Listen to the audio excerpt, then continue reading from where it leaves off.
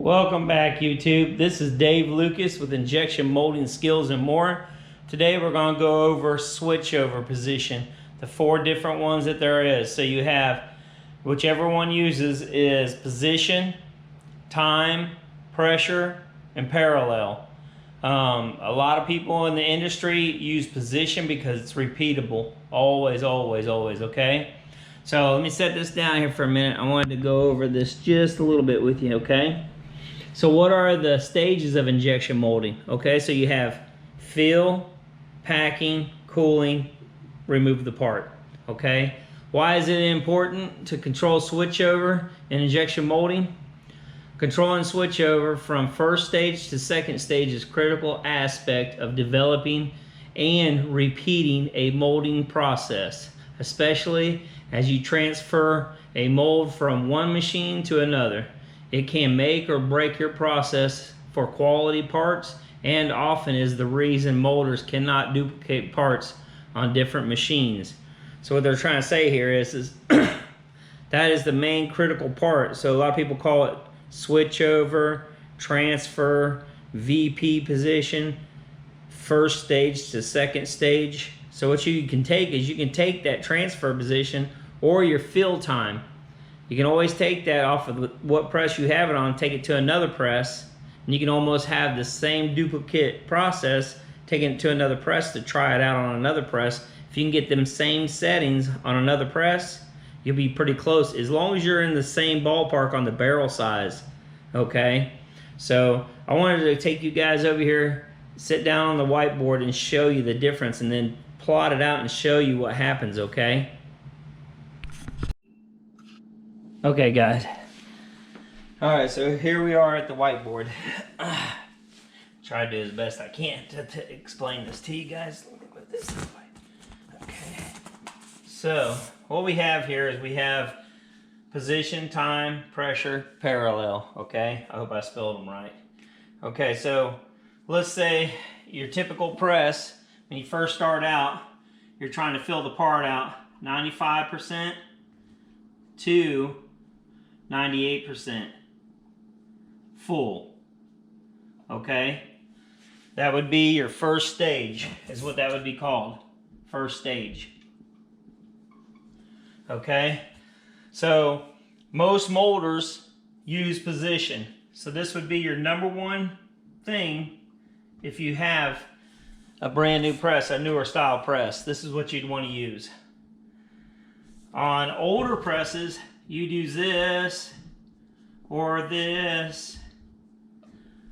On newer presses, you'd use all these. So parallel means you're using this one, this one, this one. So it uses all, whatever one it gets to first. So let me explain. So what happens is, let's say you figure out your shot size is 3 inches. Okay?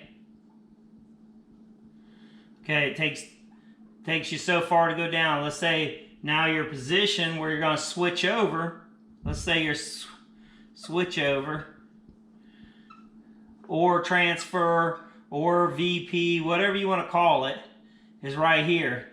Let's say that out of that 3 inches, you're switching over at 0.8 hundredth of an inch, okay? So you'll set that, that's where your part is 95 to 98% full all that time. So what you take out of that is from this first stage, so first stage down to second stage, how much time does it take to get to second stage? Okay, that would be called your fill time. So this would be fill time. So let's say it took for me to move this down to the switchover position, which we're using position, so this is your position. Let's say that it took me, on my fill time, let's just say 2.8 seconds, okay, to fill the part. That's my fill time now, okay? So that would be on position, always. Think about that. On older presses that use old timers, cam switches, stuff like that, you're going to go by time. So the way to set your time up would be Okay, it takes 2.8 seconds to fill that part. So we'll set that timer to 2.85 seconds, you know, plus or minus a tenth of a second.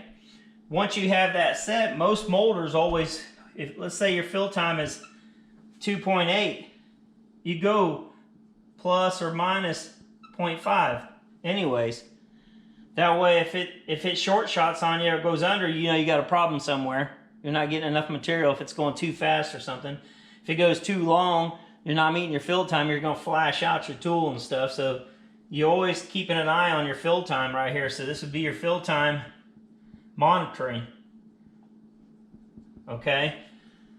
Pressure, let's say it takes you, how much pressure does it take you to go from first stage to second stage? That would be what your pressure would be. So let's say it takes you 1200 psi pressure to get to switchover. Now every time it's not going to be accurate. That's why this one and this one are never accurate, ever. I mean, people mold all the time using time, but that ain't the right way to mold, really, to be honest. Position, it's always going to go to the same spot every single time. If you run it on position, what happens is, let's say you're running 8 hours, and in that 8 hours, something happens to where your fill time starts changing on you. If it starts changing on you, you might have a nozzle leak, your tool could be dirty. There's all kinds of variables that go into that, okay? So, position, number one. Okay, so now nowadays you have what they call parallel. So, in the last 10 years or longer, they came out with parallel. So you can run your press on parallel. So, parallel means you can use pressure, you can use time, and you can use position all at the same time. But what happens is when you put it on parallel, whatever one it comes up to first, that's what it's going to use. So let's say you're molding your part, you got it on a position, you want it to switch over every time at 0.800. It don't make it to that 800, but it makes it to this 2.85 first. Then it's going to use time first. Okay? If it uses pressure, if it makes it to that 1200 psi first before it ever does to there, then it's going to go into pressure first. But rule of thumb is position overtakes everything, because when you have pressure, let's say you're running 1200 psi. Rule of thumb is you want to have a pressure limit. So 1200 psi, you know, plus or minus, your plus or minus is always about 300. Sorry, my camera shut off. I don't know why it shut off. Sorry, my camera shut off. So 1200 psi plus or minus 300. Some people go less than that, but that would be your injection pressure. So what would happen is if it went too high, it pressure limit itself. Okay. Time, like I said, you have a time that you put in there. A lot of molders do it like this. They monitor fill time. But like I said, the best one to use is this. I've always been a firm believer to try to use that one. I hope this helps you guys out. Like I said, the time they use on older presses that have the old dial switches, you'll set them to like a little bit longer than what they're actually at before it goes into hold. You'll have a lot of issues with flash on the parts. The tools are really old, stuff like that. So I don't know if that helped you guys. Let me see, get you guys up here. But I hope you guys enjoyed the video. I hope I explained to you guys the difference between the different switchover positions. Like I said, position's the best. If you have older presses, use time, pressure. If you got newer presses, try the parallel one time just to try it, but make sure you have everything set down low to where you don't flash out your tool. Let me know if you guys like any of the content. Let me know if there's anything else I could do in the upcoming videos to make the videos a lot better. Give me some ideas what I can give you guys coming up. I do have a lot of knowledge. I'm learning. I even learn from other people's. I've been in the molding industry for 30 years. I'm still learning things on a daily basis all the time. The new company I'm working for now makes gun holsters, body armor, and stuff like that for the military and police force. So a lot of the stuff that I will be doing, I cannot do inside the plant a lot. I will be able to, but I just won't be able to show you like the molds. I won't be able to show you like the parts we make or anything like that. But I would appreciate any support to the channel. Please like, share, and subscribe. Till next time. Peace.